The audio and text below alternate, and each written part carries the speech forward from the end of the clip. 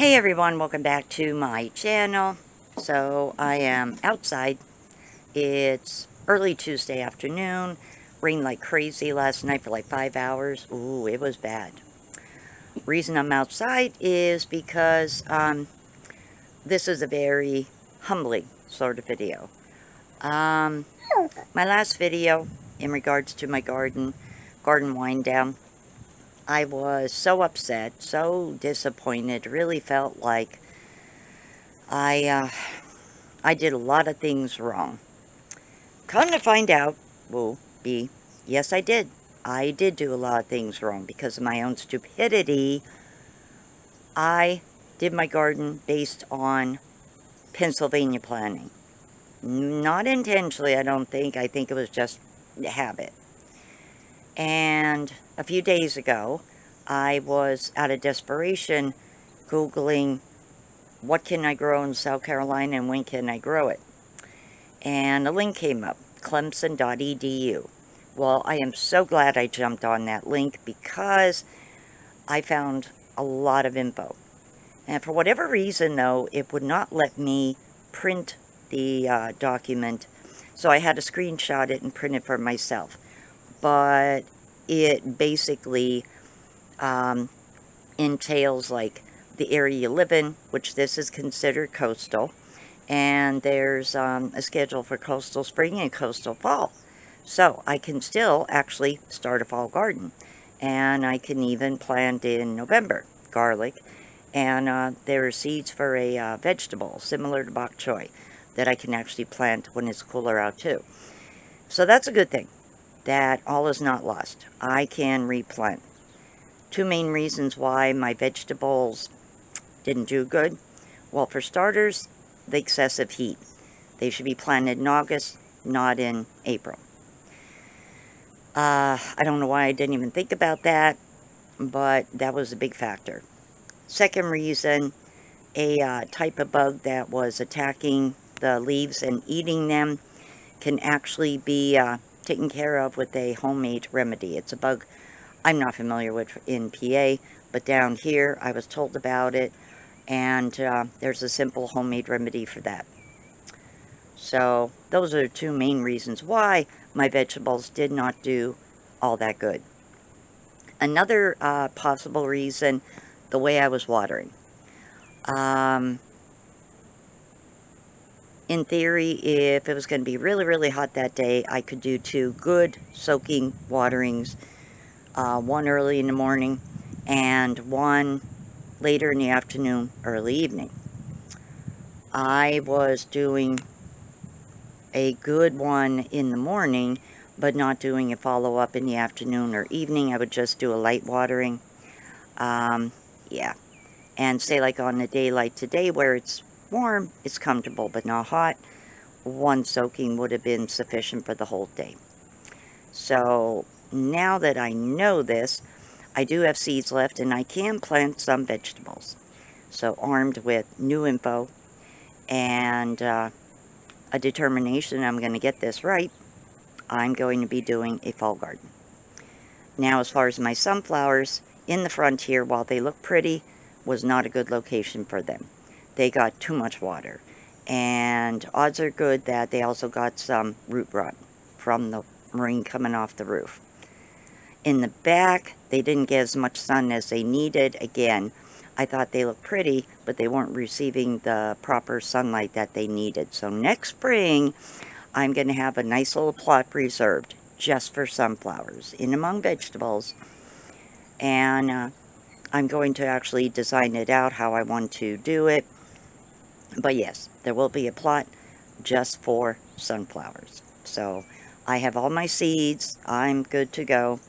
And this is just a learning experience for me. But let me tell you, I do feel like an ass for being so, I guess, arrogant, thinking that I knew everything. This humbled me a lot, believe me. I don't know everything. And I guess sometimes I think I do. And now I know, no, I don't know everything. So I am happy to report my one gourd is growing really, really good. Really good. And even if I only get the one, I'll be super happy because they never grew for me in PA. So I'm happy with that. Now there's purple flowers on here, and I did have white flowers growing. And I don't remember what color flower the gourd actually started growing from. I'm thinking similar to, you know, the thing with squash and cucumbers and all that, the male and female flowers. So I don't know. I might possibly wind up with more than one, but one I'd be happy with. I could dry it out and carve it, maybe decorate it, and see about putting it in a tree for bats. Maybe put some fruit around it, and hopefully a little bat will decide to use it. Use it for a nest. I would be happy about that. Bats are beneficial little creatures, and also they're so cute, baby bats. Even adult bats. If you actually, hey Peanut, I know Peanut probably is not her name, but she's neighbor's dog. She comes over. She's a sweet little dog. Ronnie pointed out, this little girl, she has a wild look to her. Her face, her eyes, her face. Very pretty, but a wild look to her. And he said something about a dingo. No, I haven't heard about dingo dogs in a couple of years, actually. I knew someone who actually had a dingo, and they pay good money for their dingo. And coyotes are, you know, around here. Once in a great while, we hear them. So it is possible she is a dingo mixed with Lord knows what. I'm still thinking maybe some type of Chihuahua or maybe possibly a pincer type dog. I don't know. I really don't know now. But looking at pictures last night and looking at her face, I thought, yeah, it is possible she does have some wild animal in her. She's very sweet, though. Very sweet. And I don't mind her hanging around. She's just so cute. She'll check in and then come back over. She's a good little dog. So my one luffa plant there in the back, it died. But this one here is doing really, really good. So even if I only get, say, one or two of them, I'll be happy. Because I'll have sponges. And I'll make a trellis for them next year. I'll probably attach two of these together to make it higher, like this. And then they can really, really climb. Trial and error, live and learn. Yes, this all needs to be removed, and that's what I am in the process of doing now. I'm happy with these. These are not lost. All is not lost. They're not quite ready to pick yet, but they will be soon. And there is a stupid bug right there. Where'd it go? Where'd it go? Like some type of aphid. Get off of my darn plant. So I'm going to have to whip up a bottle of this spray I was told about and start spraying my remaining veggies. The peppers don't really get bothered by too much, thankfully. And I did get a few jalapenos off of them.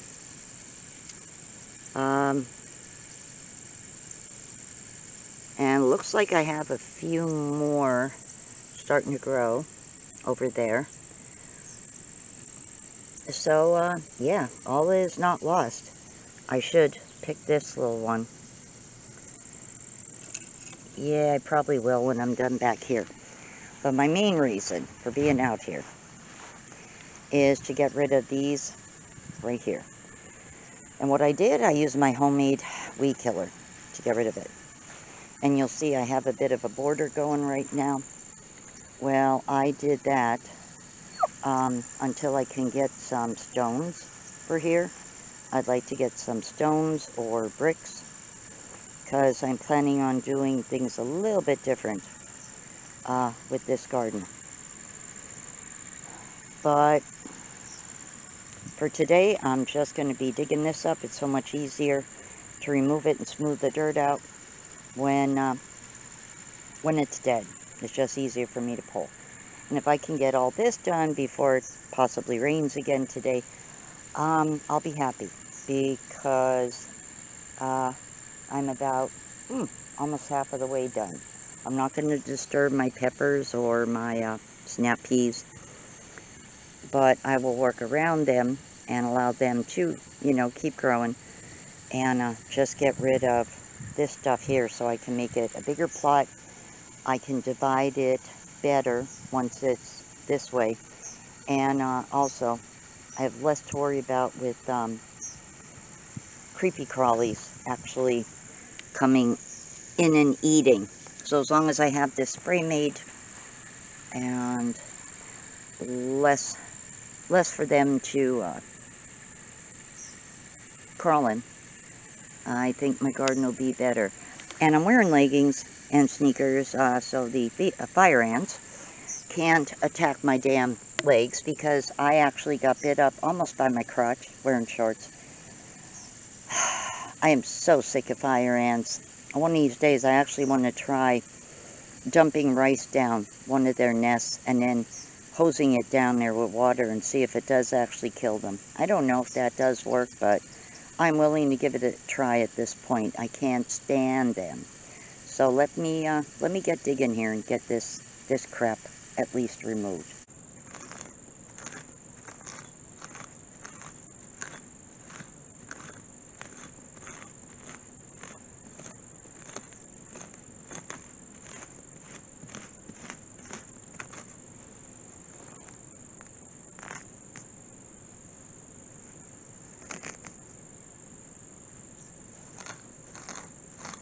Well, that was a little cricket I disturbed. Sorry, Mr. Cricket.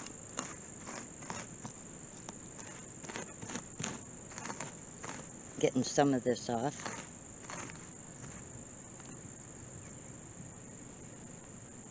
I can still smell that vinegar spray on it.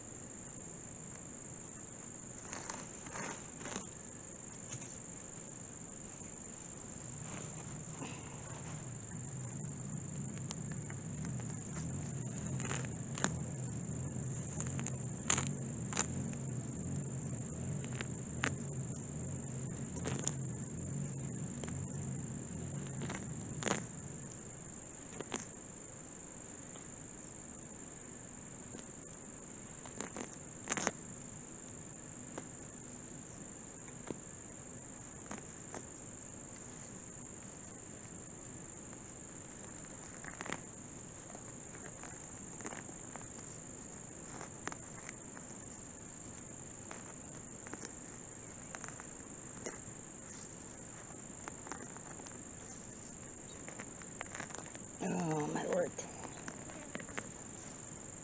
Thank goodness, guys. I learned to be able to breathe pretty good, hold my breath, because the smell sometimes from the dogs across there. They're hunting dogs, I believe, and they're in this pen on a hot day. But even today I could smell the dog poop. Oh, God.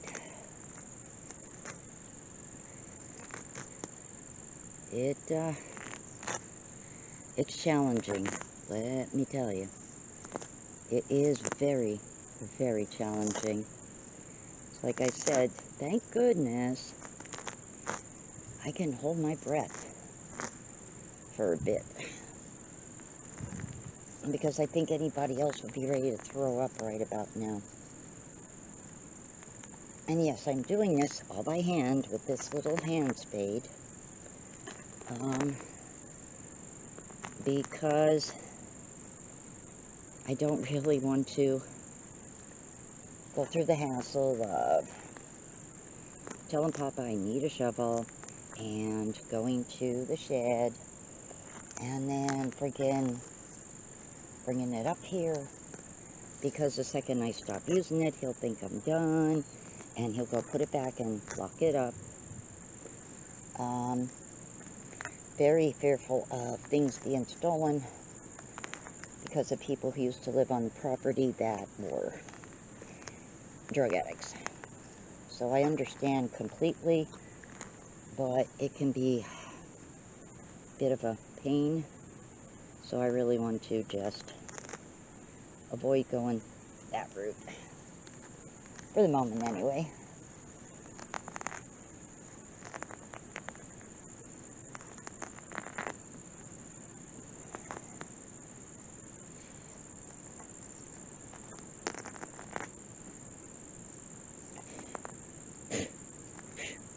Yeah, dirt in my face.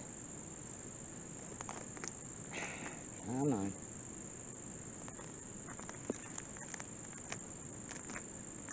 Oh my gosh.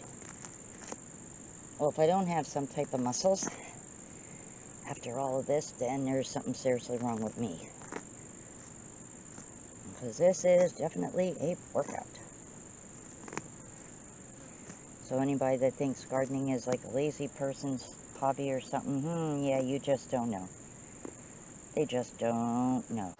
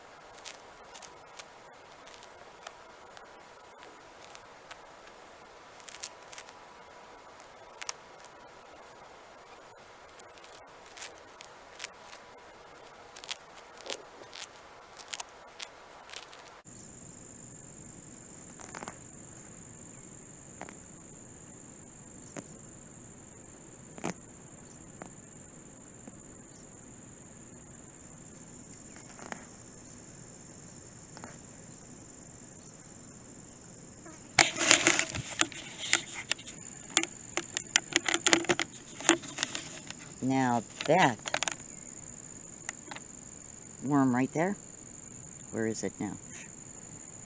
That white and sort of bluish looking thing, Ronnie told me when I see them to throw them as far away from the garden as I could get them, because they eat the roots and out of plants and eat leaves. So guess what? This bitch is getting tossed. So that's all done. I did too. And Ronnie actually did the last one for me, because I started developing a blister. I seen the skin start getting pushed back, and I'm like, oh shit. So I did two. Ronnie did one. So what I'm going to be doing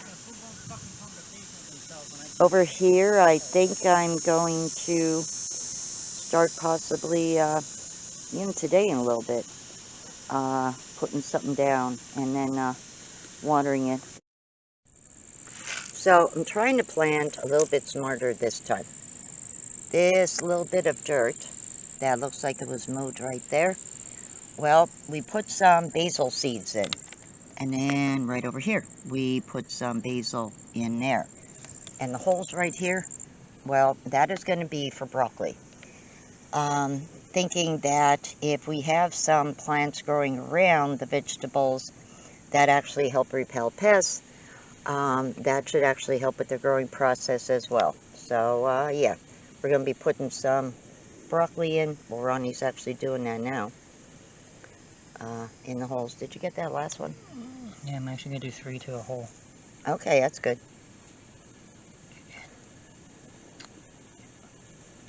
Hold on, let me see that stick. That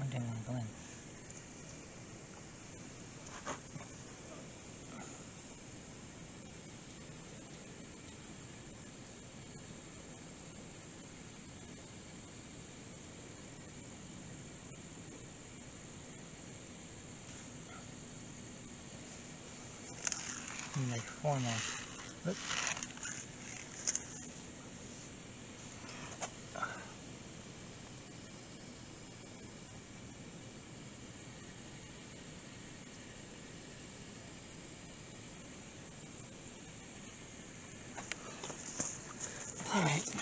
All right, and also I'm going to try to do this garden in alphabetical order, if that makes any sense. So that way I know what's growing where.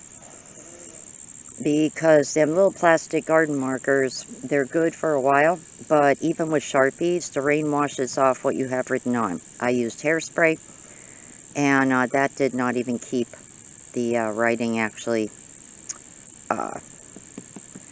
on there. Everything faded.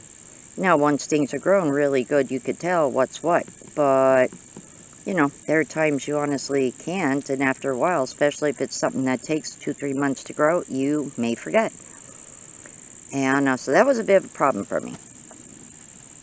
So I figured by doing this, I essentially will know what is grown where, because it's going to be in alphabetical order. All right, so just to recap, Ronnie and I planted a little bit of basil on either end there, and then we planted some more broccoli. Tried to do it nice and neatly spaced out, so it should look really, really good. My radishes, pretty soon, these will be getting harvested. The flowers actually are where the seeds are. Now, I never harvested radish, like, actually from the plant, so I'm thinking it's probably similar to dill. And I'm just going to have to wait for the Hey, look, I just found the grass. flowers to actually, I have an egg. whatchamacallit, for the flowers to actually, like, start drying, and then I should be able to get radish seed, and maybe, hey, if I have enough, I'll do another batch of radish.